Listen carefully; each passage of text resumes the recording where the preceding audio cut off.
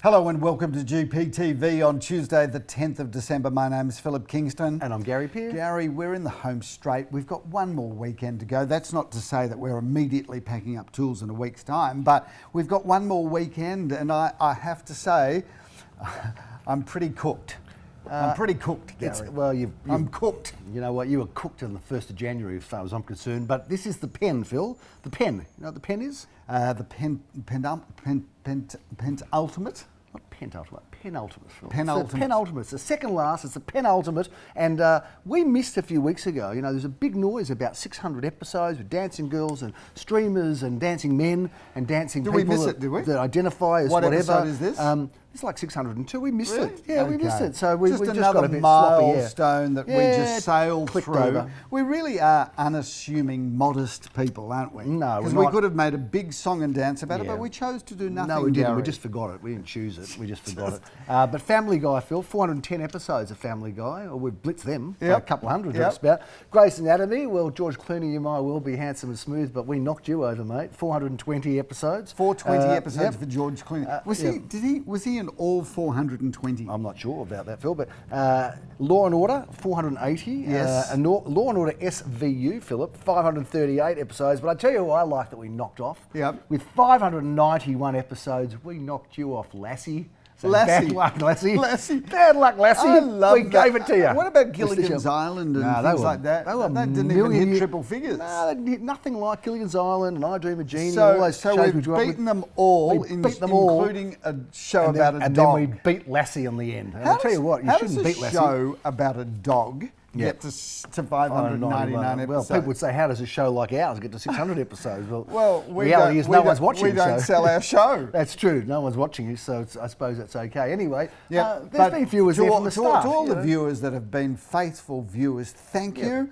To all of the viewers that have come and gone and come back, thank you. To all those that have abused us. To all of those viewers that would like to send in a small gift, that would be thanked publicly. We would actually call you out and show your gift. This was from, John, Mary, whatever. Japanese whiskey I'm partial to. Yeah, I don't mind. A good Heathcote Shiraz. Good bottle of Heathcote Shiraz. We'll put it up here. We'll make a big noise. For those of you that are really old-fashioned and believe that cash is a great gift, it is. And you can buy us a lot cheaper than you think. You know, you might think, it has to be a certain type of. No, we'll just take the half bottle, and any sort of cash, any denominator. We don't want coins. We don't want coins. I mean, look, if there's enough of them, we don't want. If it was a sack of coins, if it's like a big jar that you've got in your walk-in robe, and lots of gold. When you open up, no one. I mean, I used to have a jar in my walk-in robe where I would pull the coins out of and I would put it there, and every now and then I'd cash it in and buy something gorgeous. Yes. But when was the last time you touched a coin? Well,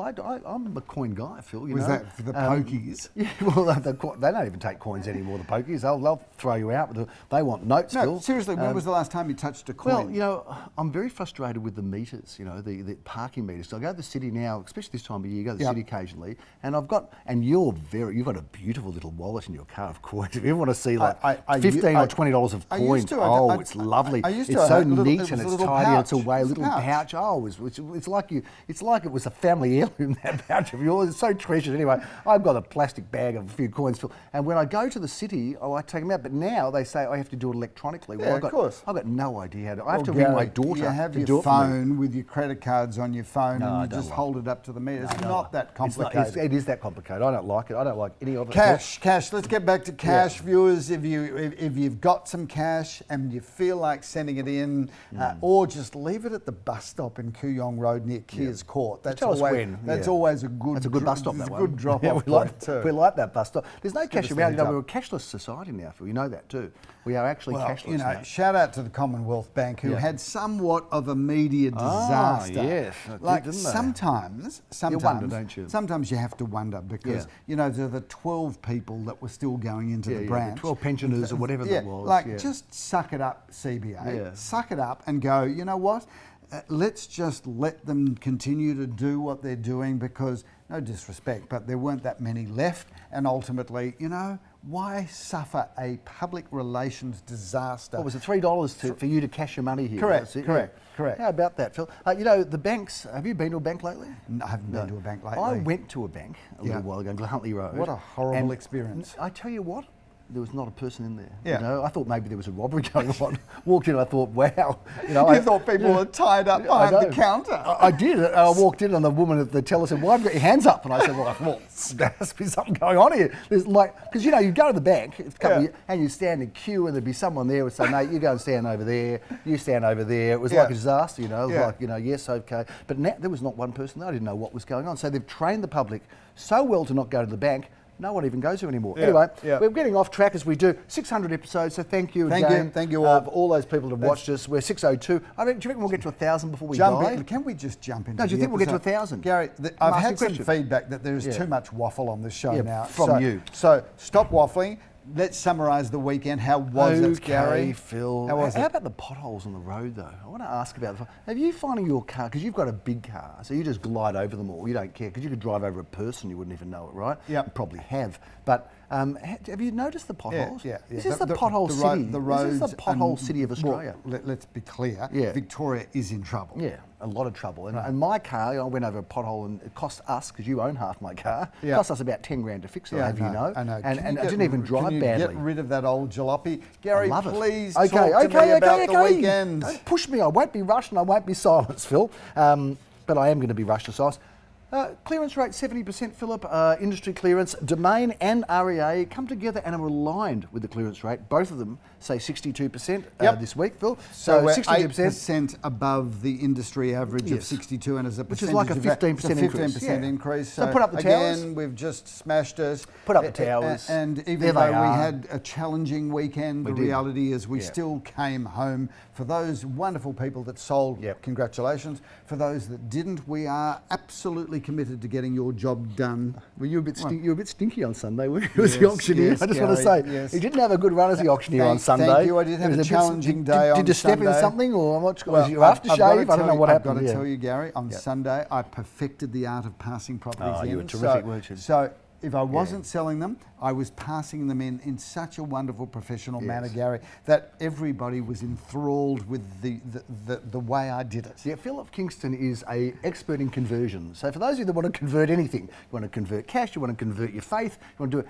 or if you want to convert an auction to a private sale, nobody does it better. Okay, let's do it beautifully. Just move on. Okay, from this, I'm Gary. moving. Let's move on. Tell me about some successes. Yeah, Oswald Street, Philip, wasn't an auction that you did, but Shout Jeremy out Rosen. to Jeremy Leo Samuel, I believe. It was in Elsternwick, sold for $890, Philip, just above the range. Great job done there by Izzy. Am I correct in saying that Izzy Anstey from our Carnegie office? A gun, Phil. She's doing great. Now, Phil, I did have some bidders at both Hewington Road, which sold for an undisclosed amount, but well done. In excess of the range, well over the range, in fact. And then Kensington Road, South Yarra. We do it well in South Yarra, Phil, don't we? We do. We always just go in there, sell well, and this property sold for $914,000, just a smidgen above its range. Shout out to owners of property in South Yarra. Yes. We've had a great, I reckon we've sold 10 to 20 properties there this year. No, more probably, Okay. Could be more. Let's call it 20. Okay, let's call it 20. Let's call it 20. And we've been successful. We love South Yarra. So if you've got a property in South Yarra, we are your people. We do it well, We are your peeps. We do it well. We're your South Yarra peeps. We are, Phil. Now, I went from South Yarra to Elwood. I caught up with you there. Ruskin Street. And it was lovely to see you. And that home had the most beautiful back area. Fabulous. Just very smart looking property. And that part of Ruskin Street with its treescape. Yes, it's beautiful. Beautiful street. Bayside living at its finest, Philip. 7 Ruskin Street. The range was 225 to 245. Suffice to say, it sold beyond, and we had a couple of bidders there. Well done to the buyer there, who has picked up the most beautiful home. Yeah, congratulations. Someone I've known, and you've known for a long, long time.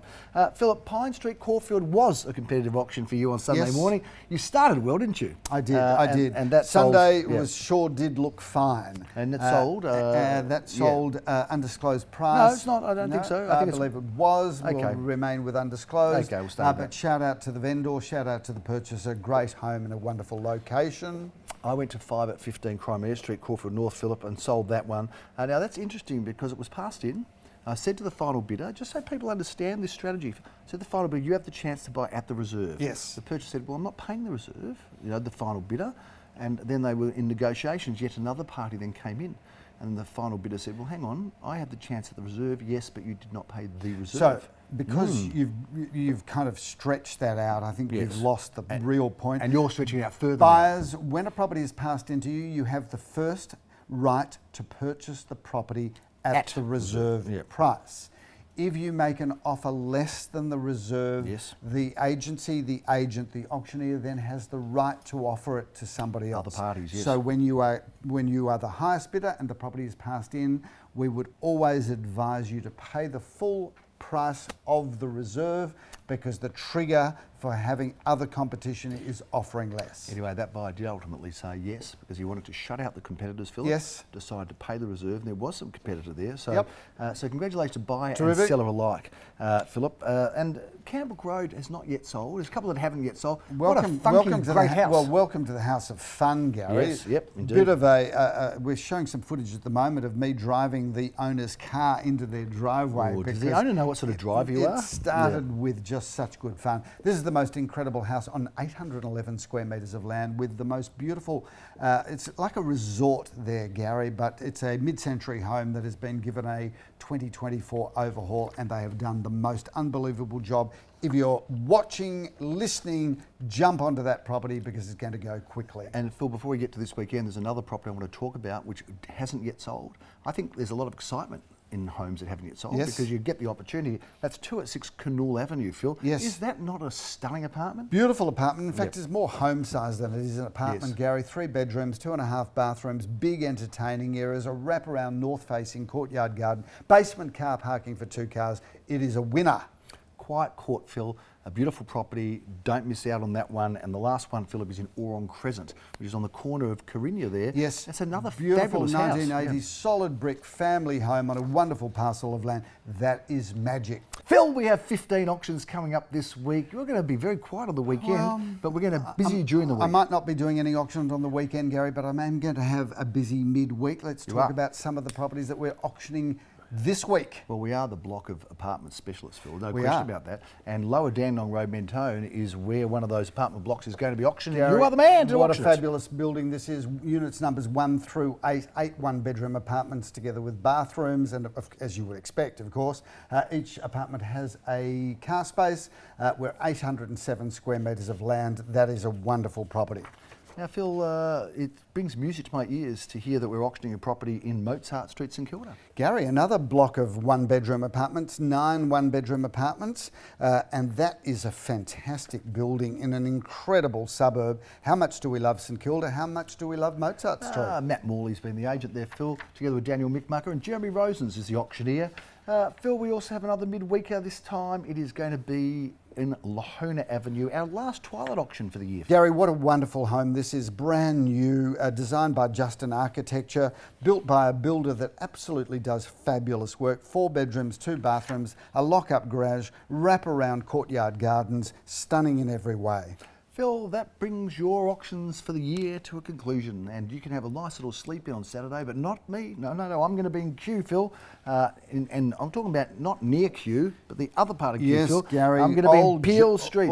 Old joke, but a good one. 2 bedrooms, 1 bathroom, and a car space, extra large apartment. Daniel Peer, Bernard Mellon, Romy Skolnick joining forces there. 10 a.m. Saturday, Phil. We've got double auction action at 10:30. We're going to be in Hawthorn with Simon Radolnik. John Sweepo and Vanessa McGlynn have been handling this beautiful apartment, 2 bedrooms, 1 bathroom, a secure car space and a storeroom, a magnificent home. Albo may well have bought a home in Copacabana, Phil, but you can buy a home in Eleebana, I should say. Good to see, Gary, that you've amused yourself there. Christian de Frek and Dizzy Wang join forces there. That's 4 bedrooms, 2 bathrooms, plenty of off-street car parking, a wonderful parcel of land, 755 square metres. And Hughesdale, don't we love Hughesdale? We sure do. Leo Samuel's the auctioneer for that. Phil, we have 4 auctions at 11:30 a.m.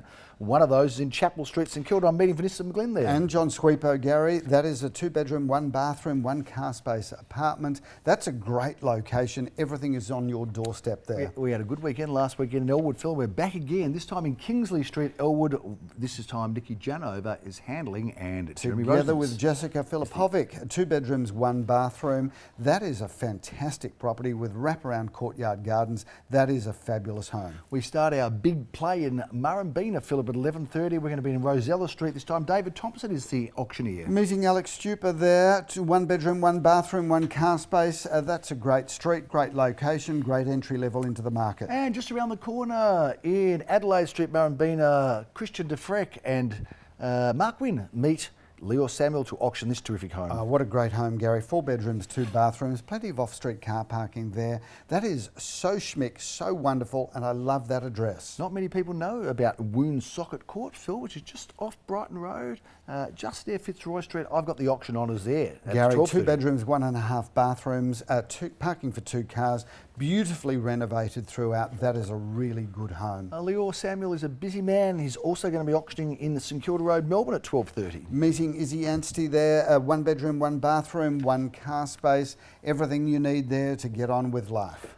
Brett Street, Murrumbeena is a great spot, Phil, around the corner from the Oasis. And this property, Philip, is being auctioned by Leo, handled by Christian de Freck. Together with Dizzy Wang, 3 bedrooms, 2 bathrooms, a lock-up garage and beautiful areas surrounding this property. Just a great home. If you want to get to one auction this weekend that's going to be popular, we think it might be 3 Camden Street, Balaclava, Philip, a great spot. And my auntie Greta lived in Camden Street, as you might remember. Good to know. She was a lovely lady and I do miss her. This is 3 bedrooms and a bathroom, been handled by Daniel Michmacher. Jeremy Rosens has auction honours there. Go along and see Jeremy strut his stuff as Daniel has done all the hard work, but no doubt Jeremy will take the auction glory. Of course he will, Phil, and I am looking forward to doing our one and only auction on Sunday at 11:30 a.m. in Malvern Grove, Caulfield North. I'm meeting Mark Kirkham and Uddy for this beautiful town residence, Philip. 3 bedroom, 1 bathroom. You've got a lock-up garage and parking as well, and that is something special in a great address. Malvern Grove is one of the best located streets of Caulfield North. You can walk to everywhere from there, including the Malvern train station and, of course, Glenferrie Road. Just a disclaimer also, Phil. I just want to say that a lot of those properties may well get sold before auction. So, you know, this is the time where things are happening quickly because of the time of year, so just keep a watch on those. Speaking of things happening quickly, Gary, just a shout out to our project marketing division, which has just launched the most magnificent development in Kew. And you can see, because the cameraman is now showing this beautiful brochure to Dorian, this property that we've launched in Wimber Avenue in Kew. If you want to buy a fabulous luxury apartment, Project Marketing Division has just launched Dorian in Wimber Avenue in Kew, which runs off Cotham Road, Gary, and that is an incredible location. That's a great spot, isn't it, Phil? It is. And that is a big wrap on this penultimate edition of GPTV. We look forward to seeing you for the final edition next week. Thanks for tuning in. Yes, Gary, I think next week's edition you must wear a Hawaiian shirt and with a ukulele, because a little birdie tells me you may be spending some holiday time in Hawaii. I may well be, Phil. So get set. I dare you to come in Hawaiian shirt, ukulele, zinc on your nose and a pineapple. I'll think of you at the luau, Phil, when the fire's going and the drums are beating. And you're going to be sticking around. I'm going to be in Melbourne answering phone calls. Yep. I'll be the receptionist. I will be doing everything over summer